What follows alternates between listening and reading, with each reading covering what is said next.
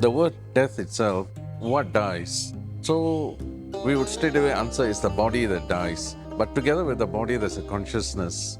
Now, what we see visually is the funeral part, which is actually for the body. The question of what dies is this body. It leaves this soul per se, but that's where the funeral aspects comes into picture.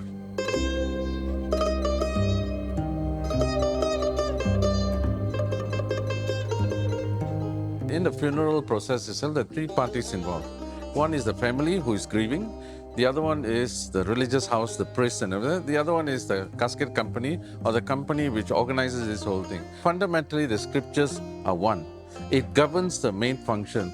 The religious group, or rather the priests who are holding it, will go by the scriptures and they will tell you what is a need. Everything else takes on a color according to the ethnicity, and that's where the religion comes in. The scriptures are common in terms of a need, but the colorations of what you want to do it is left to the community.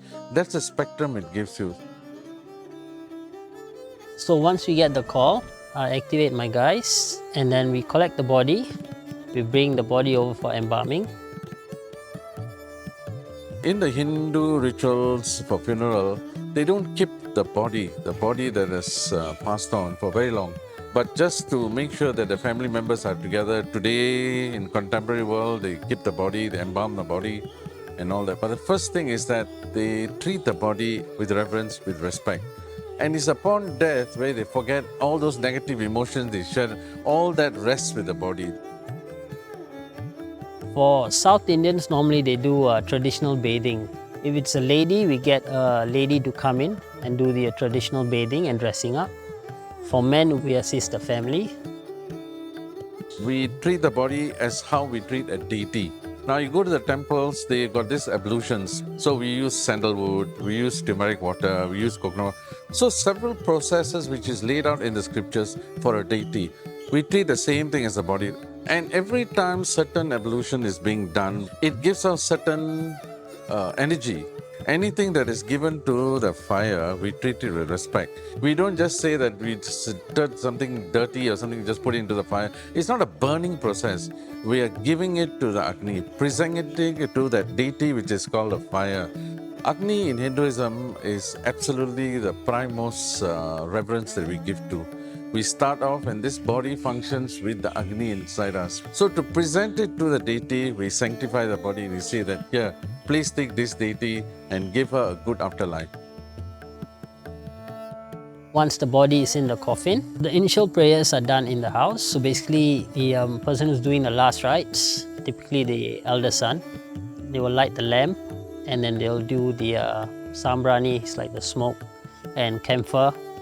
Once all that is done, and then they place a garland on the body, and then basically the wake from there. If it's a female, the family offers sari to be placed in the coffin, and then if it's a male, they offer dhotis or veshti, as we call it.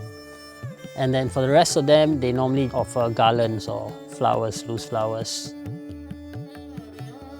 How much of decoration is up to you? But the scriptures don't tell you all these decorations at all. It tells you respect the body and treat it, clean it and send it into the Agni, that's all. All the embellishment is up to you. All these things that you say, the optics, they're putting out flowers, nice garments and everything, putting it into a nice box is up to their needs and up to their own availability and affordability.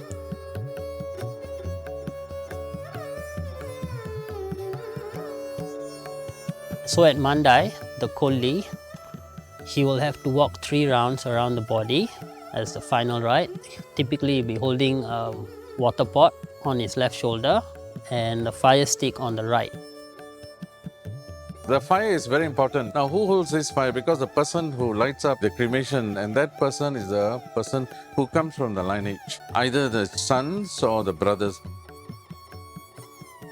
Before he starts his first round, we'll put a hole on the clay pot, and then there'll be water pouring out of the pot, and then he'll complete his first round, and then the second round we will stop him and put a second hole, and then the third round, third hole, and then that's the end of it. Before he walks off, he will place the fire stick and take a few steps forward, and they'll let go of the water pot and let it break, and then they'll walk out. Now, these are very ritual based of it, and every of them are very symbolic. Each of them saying like they go 3 times, each time breaking a pot with 3 holes is just to say that the 3 kinds of attachments that you have in the world, you're trying to let them go and clear them off. And finally, you are disconnecting from the world by breaking the pot and going off to a different realm. The whole symbolism is centered towards respecting that soul that is gone to a different realm and left behind this body. I'm now giving this body back to the cosmic element in a proper, respectful way, at the same time giving a good guidance for the soul to embark on a nice progressive path.